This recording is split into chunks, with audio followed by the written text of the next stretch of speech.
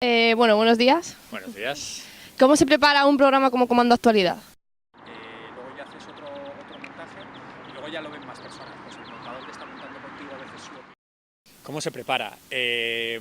Primero algo importante es empezar decidiendo qué tema queremos contar. Porque cada programa es sobre un tema en concreto, entonces decidir qué queremos contar durante una hora. Una vez elegido el tema principal, es buscar un poco las miradas o los reportajes con los que queremos completar esa hora de reportaje. Entonces, ese proceso de búsqueda de tema, de búsqueda de historias, de hacer el casting, de producción, de ir a grabar, tardamos como una semana.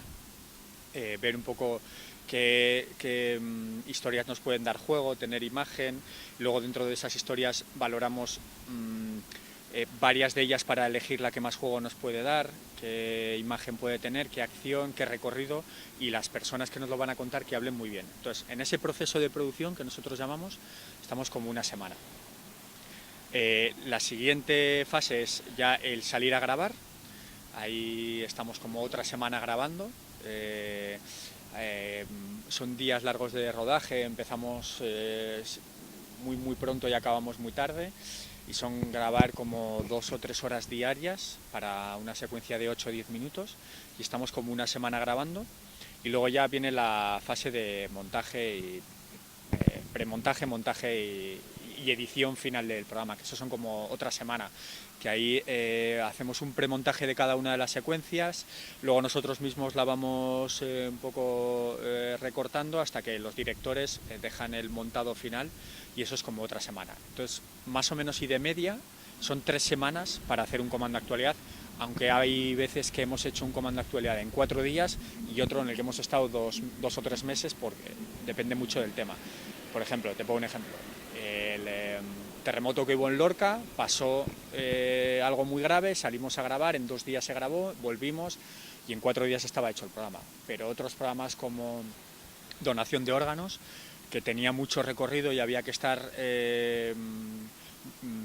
vigilando esas historias desde que pasaban, teníamos que estar en guardia a ver cuándo había una donación de un órgano, se producía. Pues eso requería mucho más tiempo, estuvimos como 2 o 3 meses. Eso es un poco el proceso, así a grandes rasgos. Vale, precisamente nos has hablado de la gente con la que contactáis, que tiene que hablar bien, cómo contactáis con ellos y luego cómo elegís, porque puede ser que alguien no exprese, no comunique, hacéis una especie de casting o cómo va eso. Sí. Buscamos las historias de mil maneras.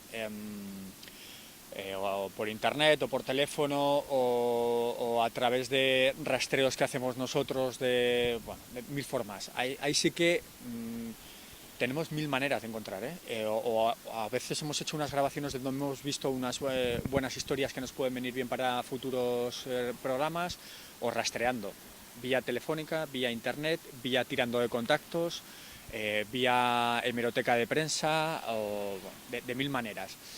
Una vez localizados los diferentes personajes que nos pueden venir bien, sí que hablamos mucho por teléfono con ellos, porque queremos saber un poco cómo hablan por teléfono y a ver el juego que nos pueden dar y hasta dónde están dispuestos en el reportaje a que grabemos con ellos, porque como nuestras historias son largas, a los que queremos grabar tienen que estar dispuestos a que pasemos un día con ellos, nos dejen grabar en sus casas, nos dejen desarrollar la historia, no solo una entrevista estática, sino como ahora no nos valdría. Y luego esto de forma previa, pero luego hay veces que las mejores entrevistas las hemos encontrado en la calle sin darte cuenta. Igual estás grabando una historia y mientras estás grabando esa historia ves a otra persona, otra historia que te puede dar mucho más juego y tienes que tirar por ahí. Eso te lo da un poco ya la experiencia periodística, pero a veces las mejores historias las hemos encontrado in situ. O sea que hay mil maneras de encontrar a los personajes a los que grabar y a las historias.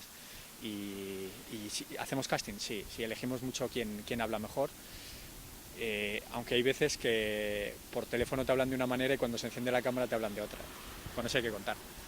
¿Y el tema os lo dan, os lo piden o podéis vosotros elegir, proponer? De todo. Hay temas que los propone directamente la casa, hay temas que los propone nuestro director o nuestro equipo de dirección, y hay temas que los proponemos nosotros.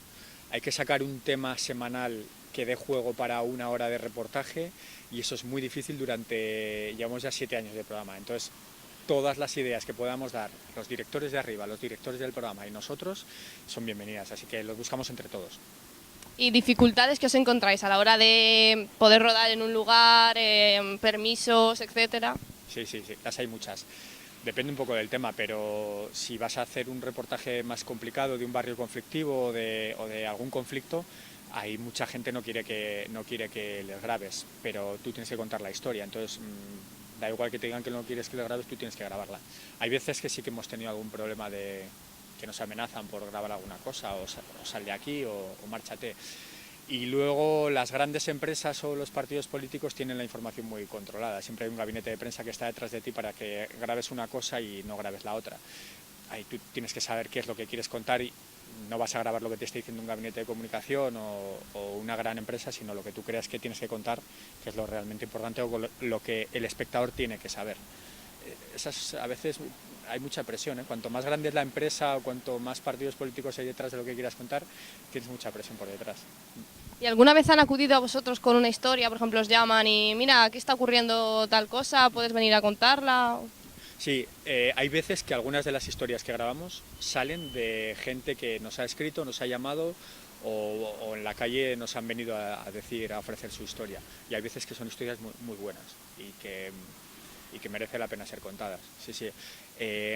Un periodista que hace un programa, bueno, un periodista en general, pero yo te estoy hablando de este programa de reportajes, tiene que estar con los ojos bien abiertos y con la mente muy abierta para saber recibir o buscar una gran historia desde cualquier sitio, sentado aquí en la redacción o yendo por la calle y que alguien te cuente su historia.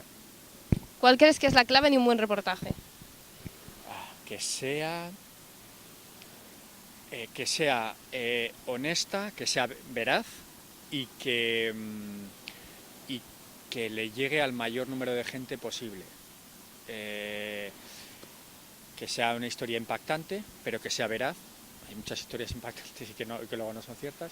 Sea honesta, que sea veraz, sí, y que tenga impacto en la gente que lo vaya a ver. Impacto positivo o negativo, pero que lo tenga. ¿Recuerdas algún reportaje especialmente difícil, duro, que te haya costado mucho o implicase mucho trabajo? Sí, hay muchos. En 7 años hay muchos, pero a veces grabar en barrios... hemos hecho algún programa sobre los barrios más conflictivos de España y, por ejemplo, uno que hicimos hace poco precisamente de esto, de barrios conflictivos, me costó mucho entrar en Sombaña, que es el hipermercado de la droga de Mallorca. Y ahí es un sitio muy cerrado, o entras por una calle y te están todo el mundo vigilando. Nos costó mucho entrar, al final lo conseguimos porque pudimos contactar con uno de las personas que mandan en el barrio. Se fue difícil. Y luego otro que hemos hecho sobre, estoy hablando de memoria, igual hay más, pero uno sobre desahucios, conseguir grabar un desahucio que no se cancele porque saben que si están las cámaras de televisión el banco no quería que se grabara ese desahucio, entonces lo cancelaban y lo retrasaban. Entonces conseguir grabar un desahucio como es, desde el principio hasta el final, nos costó mucho, pero al final lo conseguimos. ¿Qué papel crees que juega la emoción en un reportaje? ¿Es lícito utilizarla o sería mejor dejarla al margen? Lícito para la historia, porque si una historia tiene emoción hay que contar con ella. Creo que el periodista no tiene que tenerla a la hora de contarla, el periodista tiene que estar distanciado de esa emoción, tiene que ser más frío y saber distanciarse para que no esté en peligro lo que quiera contar. Creo que no es bueno potenciar la emoción de una historia, si la tiene y le tienes que contar tal como está, pero que el periodista no debe potenciarla, tampoco disminuirla. Pero un buen reportaje tiene que tener emoción, la que se produce por la situación del reportaje, pero el periodista debe distanciarse de esa emoción para poder contarla con la mayor objetividad posible. ¿Influye el público al que va dirigido el programa, el target, por así decirlo, a la hora de pensar los reportajes? Sí, sí que influye, sí. Nosotros, en teoría no debería influir, porque un buen reportaje es un buen reportaje, pero depende de qué programa, en qué cadena se emite y a qué hora se emite, sí que influye. Como Comando Actualidad se emite a las 10 de la noche en prime time de la 1, que es una televisión pública, y a esa hora hay un público familiar, el padre, la madre, los hijos, un público familiar y general, tenemos que hacer historias que lleguen al espectador medio y contar temas que nos influyan de forma cercana a cualquier espectador. Entonces por eso hablamos mucho de cosas que nos toquen la economía, la familia, la vivienda, el trabajo o nuestro entorno cercano, las calles, los barrios, nuestros mundos cercanos. Entonces nosotros sí que pensamos en ese espectador al que va nuestro programa.